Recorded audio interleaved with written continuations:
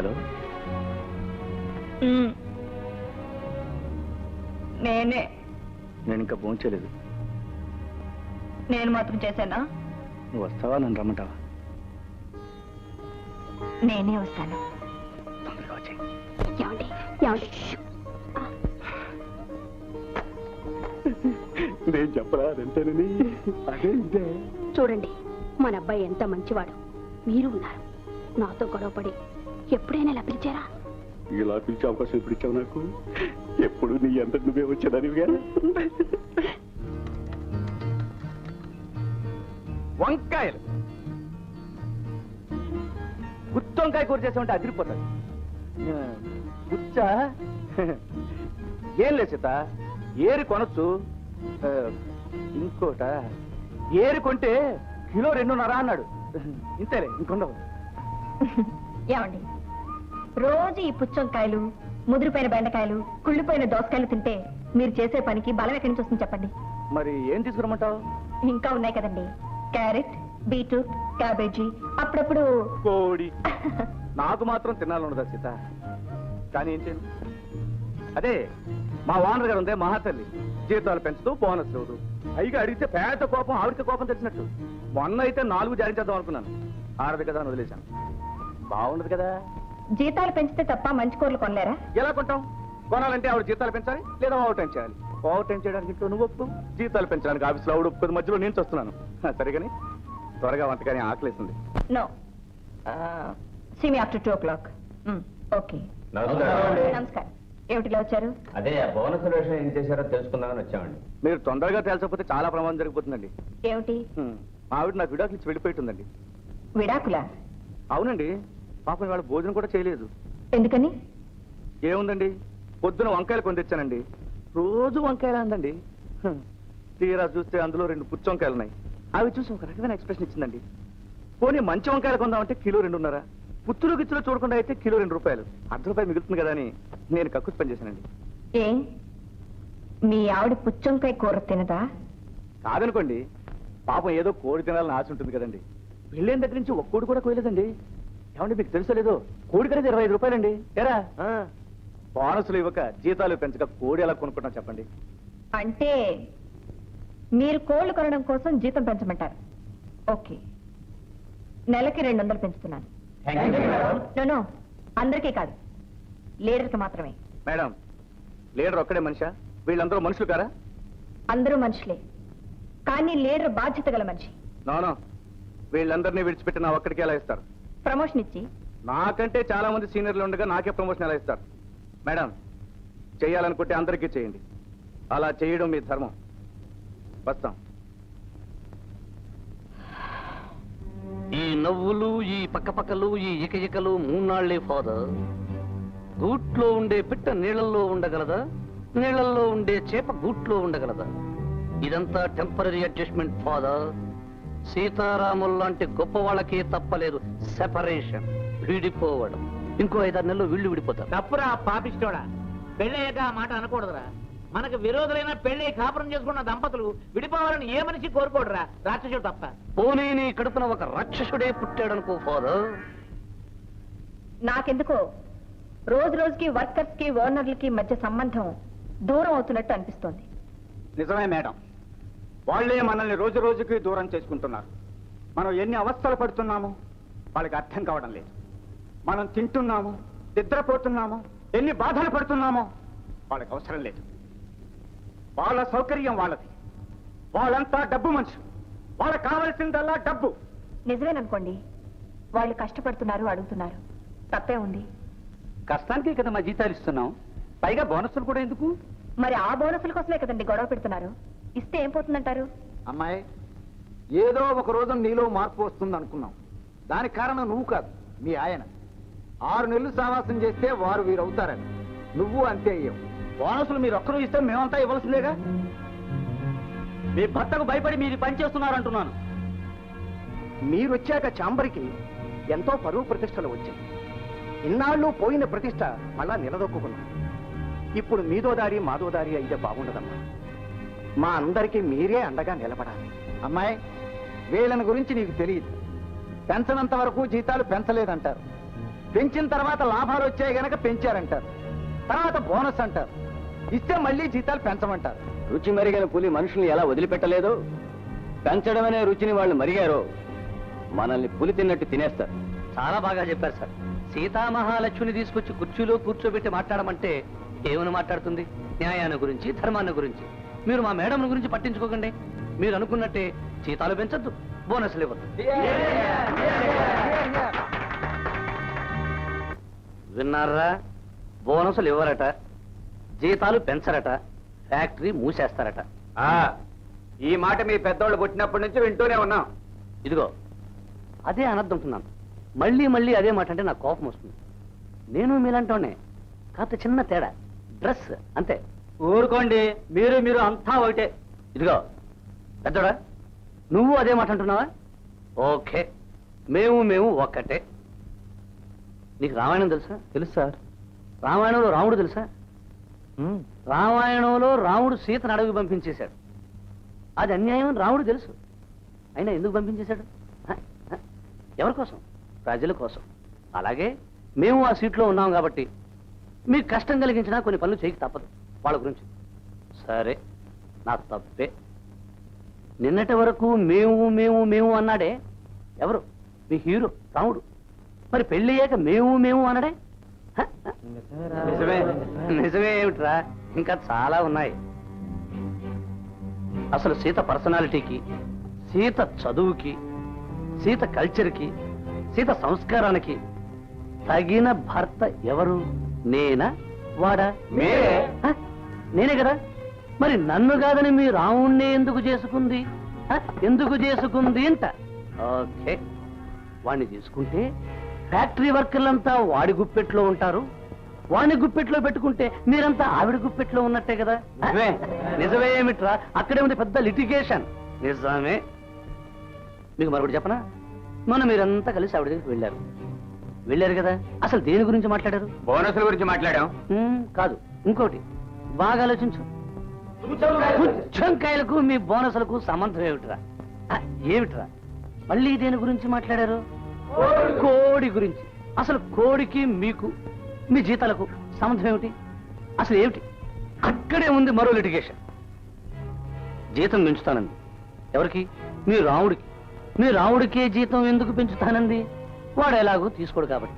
వాడు తీసుకోకపోతే మీ అందరికీ పెద్ద గుండు సున్నా. నిజమేరా, ఇంతకాలం రవి గారు మనకేదో వ్యతిరేకం అనుకున్నాం. మీరనుకోవడం ఏమిట్రా? పురాణాలే అనుకున్నాయి. రావణుడు రాక్షసుడని. దొంగచాటుగా వాళ్ళని చంపిన రాముడు రాక్షసుడా? తన చావు తనే తెచ్చుకున్న రావణాసురుడు రాక్షసుడా? బాగా ఆలోచించుకో. రావణుడే రాక్షసుడైతే నేను రాక్షసుడినే. వస్తా. బాబాయ్, దీనిలో ఏదో పాయింట్ ఉందే. ఊరికే ఎందుకు తొందరపడతారు?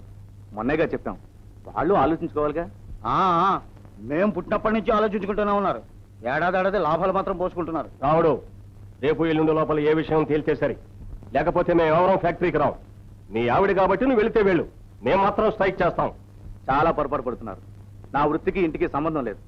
రేపే ఆవిడతో మాట్లాడదాం, ఆ తర్వాతే ఒక నిర్ణయం అనుకుందాం. సరే, రేపు ఎప్పుడు కలవమంటారో అపాయింట్మెంట్ అడిగి తెలుసుకో. చెప్పండి, మమ్మల్ని ఏం చేయమంటారు? మీరేం చేస్తానంటారు? మిమ్మల్ని చేయమంటున్నది మేము ఎప్పటి నుంచో అడుగుతున్న బోనసులు. మేం చేయాలనుకుంటున్నది మీ నిర్ణయం విన్న తర్వాత చెప్తాం. ఓకే, ప్రస్తుతం మీకు బోనస్లు ఇవ్వడం కుదరదు. ఎందుకని? ఈ సంవత్సరం ఫ్యాక్టరీ నష్టంలో ఉంది. అవును. చెప్పండి ఆడిటర్ గారు. అవునయ్యా, ఈ సంవత్సరం మన ఫ్యాక్టరీ కొన్ని లక్షల నష్టం వచ్చింది. వచ్చిన డబ్బు వచ్చినట్టు మేనేజ్మెంట్ తినేస్తే లాభాలు ఎక్కడ కనపడతాయి? ఏమైతేనే నష్టం వచ్చిందా లేదా? మా వాళ్ళు రాలేదుగా. ఎవరి వల్ల వచ్చినా నష్టం నష్టమేగా. మీ లెక్క ప్రకారం ఈ సంవత్సరం నష్టం వచ్చినా అంతకు ముందు సంవత్సరం లాభాలు వచ్చాయిగా. ఆ బోనసులు ఇవ్వండి. ఆ వచ్చిన లాభాలన్నీ ఈ సంవత్సరం వచ్చిన నష్టంలో సరిపోయింది. ఈ లెక్కలన్నీ ఇన్కమ్ ట్యాక్స్ వాళ్ళకి చెప్పండి, బాగుంటుంది. ఆ లెక్కల ప్రకారమే మీకు బోనస్లు వస్తాయి. ఇంతకు మీకు లాభాలు రావటం లేదు, మాకు బోనస్లు ఇవ్వాలంటారు, అంతేగా? నిజం కూడా అంతేగా. అబద్ధం. బోనస్లు ఇవ్వాల్సి వస్తుందని ఎగ్గొట్టడానికి మీరు చూపిస్తున్న తప్పుడు లెక్కలు ఇవి. షడప్! 10 మందిలో కూర్చున్నప్పుడు మర్యాదగా మాట్లాడడం నేర్చుకోండి. తప్పుడు లెక్కలు చూపించాల్సిన కర్మ మాకు పట్టలేదు. మేడం, ఆవేశపడుతున్నారు. ఫ్యాక్టరీలో ఏడాదికి ఉత్పత్తి పెరుగుతుంది, మార్కెట్లో మన ప్రోడక్ట్ డిమాండ్ పెరుగుతుంది. ఆఫ్ కోర్స్, దాంతో పాటు ఖర్చులు కూడా పెరుగుతున్నాయి. పిండి కొద్ది రొట్టె. మీరు లాభాలు రావడం లేదనే దానికి మీరు తప్పుడు లెక్కలు చూపిస్తున్నారని మేము అనం కానీ మొత్తం మీద మేనేజ్మెంట్లో ఎక్కడో తప్పు జరుగుతుంది. అది చెకప్ చేసి మాకు న్యాయం చేయండి. అమ్మా, మా ఇంట్లో సంపాదించేవాడిని నేను ఒక్కడనే. మా ఇంట్లో 6 పిల్లలు, భార్య, తల్లి, తండ్రి, ఇంతమంది మీరిచ్చే 200 రూపాయలతోనే బతకాలి. అంటే మీ ఉద్దేశం ఇంట్లో ఎంతమంది ఉంటే అంతమందికి జీతాలు ఇవ్వమంటారా? కాదమ్మా, మా బాధలు మీతో కాకపోతే మరి ఎవరితో చెప్పుకోమంటారు? మీ పనికి మేం జీతాలు ఇవ్వగలం కానీ మీ బాధలకు మేం జీతాలు ఇవ్వలేం.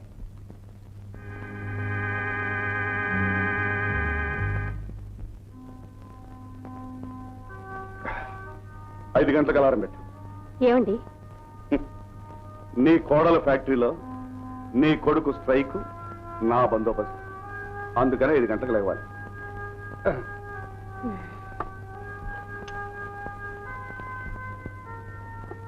సీత, రేపు చంద్రాడే లేపగలవా?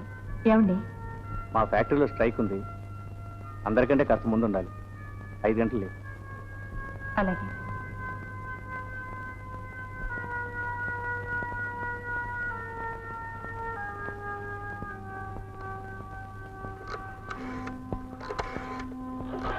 Morning alarm please. Hello, this is 31369. ఉదయం 4:30కి అలారం కాల్ కావాలి. Thank you.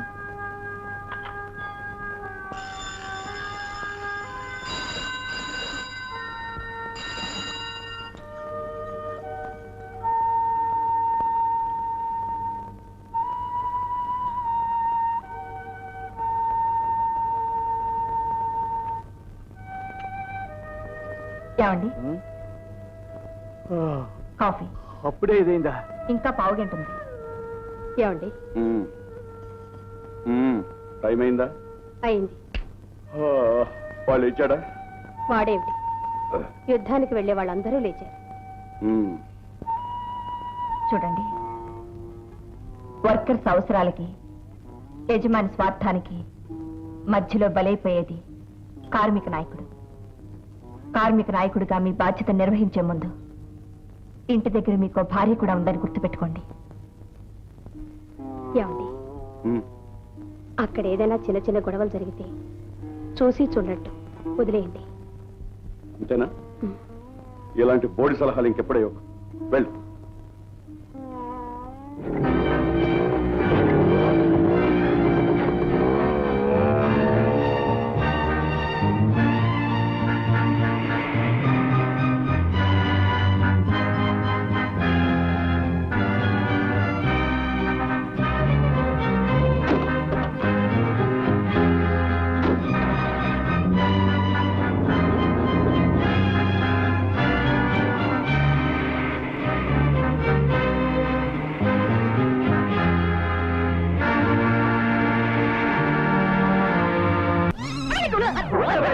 కార్మికులు యజమానుల నిరంకుశత్వం, యజమానుల నిరంకుశత్వం.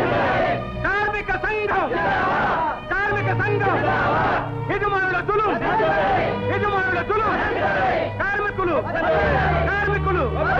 మేనేజ్మెంట్ ప్రవర్తన. కార్మికులు, కార్మిక సంఘం.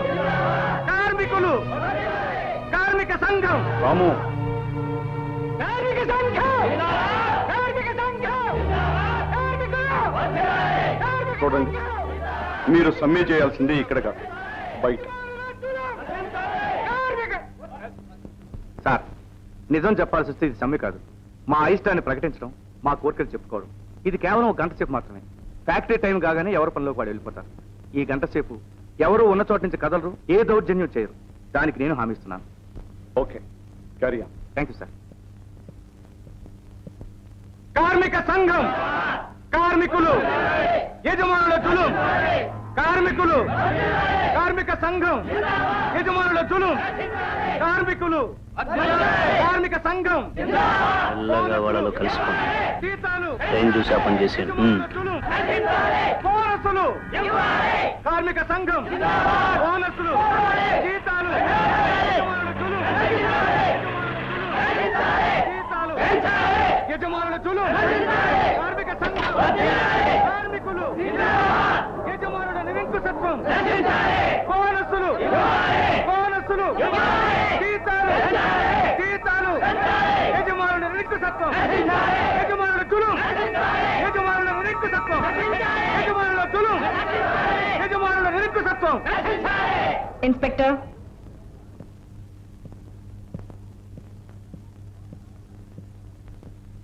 మేడం, ఏమిటిదంతా? నేను అడుగుతున్నాను, వాట్ ఈస్ ఆల్ దిస్? వీళ్ళందరినీ లోపలికి ఎందుకు ఎలా చేశారు? నో మేడం, వీళ్ళు ఏం చెప్పారంటే I don't need any explanation. 5 నిమిషాలు వీళ్ళందరినీ బయటికి పంపించండి. Okay madam, okay. మిస్టర్ రాము, 5 నిమిషాల్లో మీరందరూ ఈ కాంపౌండ్ వదిలిపెట్టి వెళ్ళాలి. ఒక్కళ్ళు కూడా ఉండటానికి వీల్లేదు. అలాగే వెళ్తాం ఇన్స్పెక్టర్. ఇది నలుగురికి తెలియకూడదనే కాంపౌండ్ లోపల చేస్తున్నాం, కానీ మీరే వీధికి ఎక్కమంటున్నారు. అరవడం మొదలు పెట్టిన తర్వాత వీధికెక్కినా ఒకటే, ఇంట్లో ఉన్నా ఒకటి. దీనికి తెగించిన వాళ్ళు దేనికైనా తెగిస్తారు. వెంటనే పంపించేయండి ఇన్స్పెక్టర్. వీళ్ల ద్వారా ఏ దౌర్జన్యం జరగదని నేను మళ్ళీ హామీ ఇస్తున్నాను ఇన్స్పెక్టర్. ఏ దౌర్జన్యం చేసినా నాకు భయం లేదు, కానీ వాళ్ళు మాత్రం నా కాంపౌండ్ లో ఉండడానికి వీల్లేదు.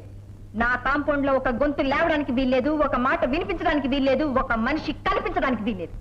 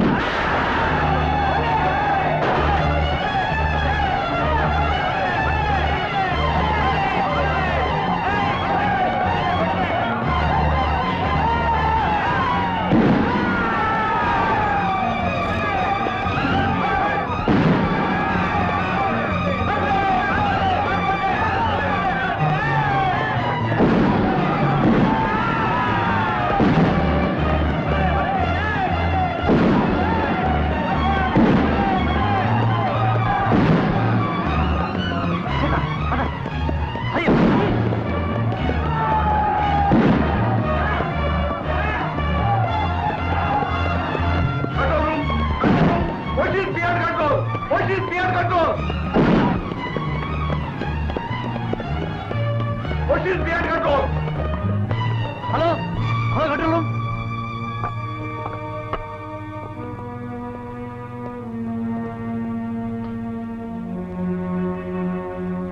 అమ్మా,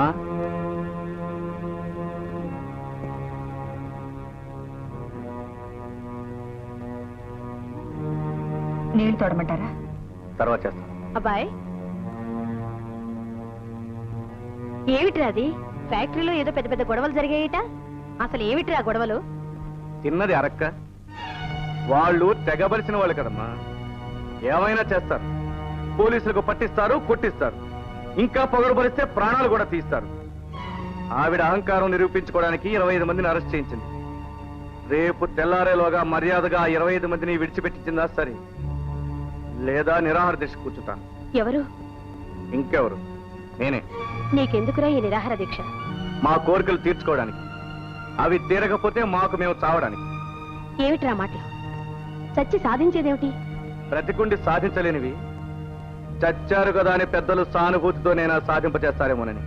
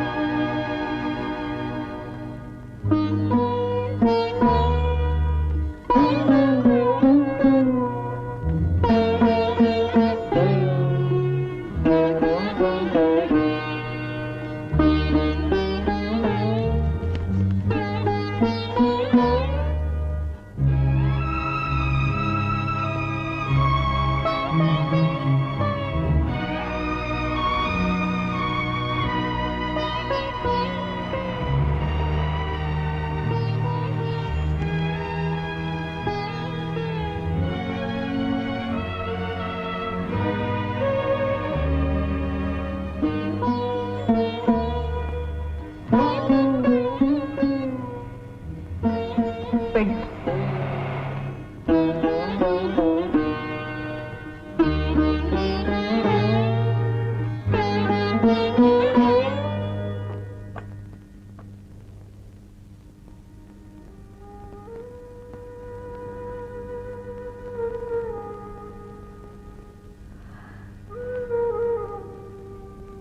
సీత, చూడమ్మా, మీరిద్దరూ పట్టుదలకు పోతున్నారు.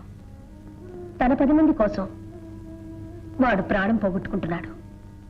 నీ 10 మంది కోసం నీ భర్తను పోగొట్టుకుంటున్నావు. ఏదైనా వస్తువు ఉన్నప్పుడు దాని విలువ తెలియదు. తర్వాత ఆ 10 మంది ఈ 10 మంది పోయిన వస్తువుని తిరిగి తీసుకురాలేరు. సృష్టిలో ప్రతి జీవికి చావనేది ఒకేసారి, కానీ ఆడదానికి 3 సార్లమ్మా. బిడ్డ పుట్టినప్పుడు చచ్చి బ్రతుకుతుంది. ఆ బ్రతకడంలో ఒక ఆనందం ఉంది. నుదుట కుంకుమ పోయినప్పుడు కూడా మళ్ళీ చచ్చి బ్రతుకుతుంది. ఆ తర్వాత నిజంగా చస్తుంది. ఈ రోజు మనది, కానీ రేపు మనది కాదమ్మా. ఆలోచించుకో.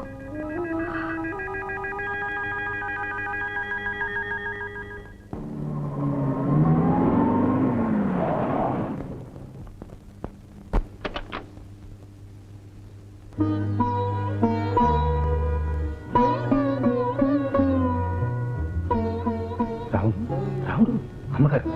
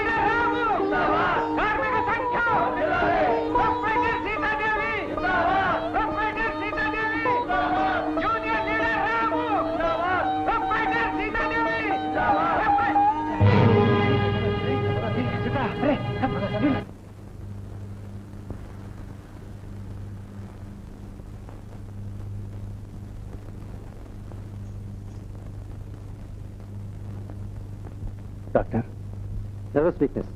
అవును, నువ్వు అక్కడ నిరాహార దీక్ష చేశావు. ఏమి ఇక్కడ నిరాహార దీక్ష చేశావు? ఏ రోజు నుంచి నువ్వు నిరాహార దీక్ష కూర్చున్నావు, ఆ రోజు నుంచి పచ్చి మంచినీళ్లు కూడా ముట్టుకోలేదు.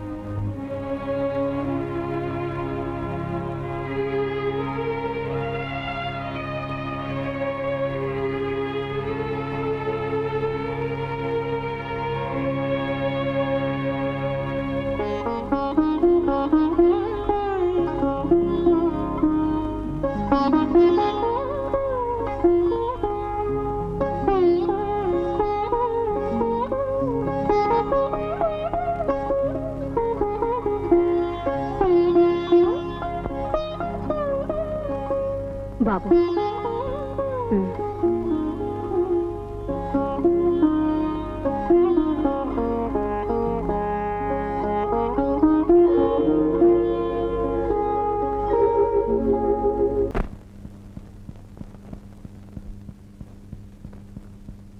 సీత, ఇంకా పడుకోలేదా?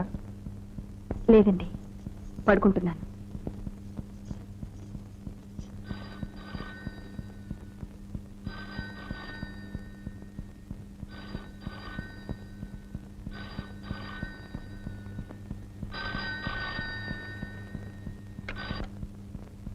హలో మేడం చలవే శెట్టి గారిని ఫ్యాక్టరీ వర్కర్లంతా కొట్టి చంపేశారు.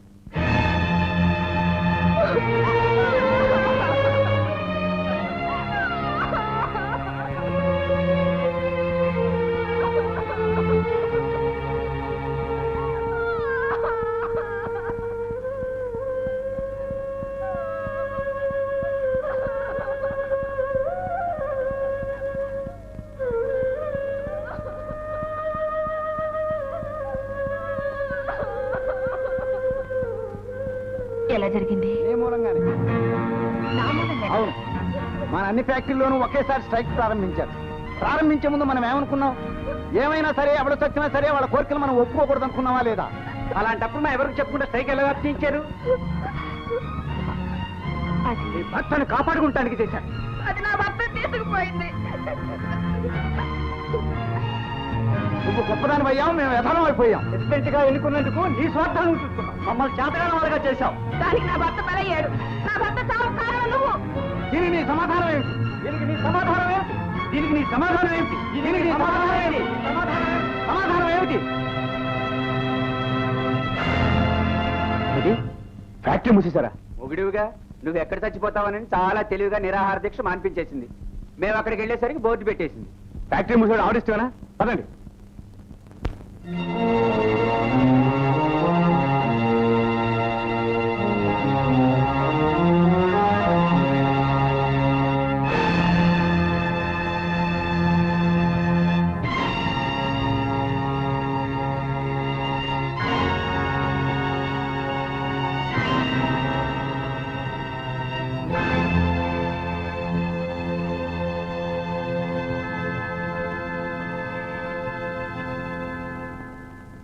ఇక్కడికి వచ్చారా? అంటే ఉన్న వాళ్ళని చంపే యాత్రలో ఇక్కడికి వచ్చారా అని అడుగుతున్నాను. మేడం, ఏమిటి మీరు మాట్లాడేది? అమాయకంగా నటించకండి, అమాయకంగా బ్రతకండి. నటించే అవసరం మీకుంది. నిజంగా అమాయకులం గనకే మిమ్మల్ని నమ్మాం, నిరాహార దీక్ష మానేశాం. ఇక్కడ నిరాహార దీక్ష మానేసినట్టే మానేసి అక్కడ ఒక ప్రొపరేటర్ని చంపారు. అది చేసింది మేము కాదు. ఐసి, మీరు వేరు, వాళ్ళు వేరు. మీకు అన్యాయం జరిగినప్పుడు మీరంతా ఒకటి, అదే మాకు జరిగినప్పుడు మీరంతా వేరు వేరు. గొప్ప సిద్ధాంతం. కొన్ని కోట్లు పెట్టుబడి పెట్టి ఫ్యాక్టరీలు కట్టించి మిమ్మల్ని వర్కర్స్ గా పెట్టుకుని మీకు డబ్బిచ్చేది మీ చేతుల్లో చావడానికా? ఓకే, మేము పేదవాళ్ళ రక్తం తాగే రాక్షసులు. అయితే మీరెవరు? ఉన్న వాళ్ళని చంపుకు తినే నరరూప రాక్షసులా? మేడం, రావణుని చావుకి సీతను తీసుకురావడం ఒక్కటే కారణం కాదు. అలాగే ప్రతి రాక్షసుడి చావు వెనుక ఎన్నో కారణాలుంటాయి. మీరు చెప్పిన ఆ వ్యక్తిని చంపేశారని మీరంటున్నారు, చచ్చిపోయాడని వాళ్ళు అంటున్నారు. ఈ చంపడానికి ఆ చావడానికి మధ్య ఎన్నున్నాయో మీకేం తెలుసు, నాకేం తెలుసు.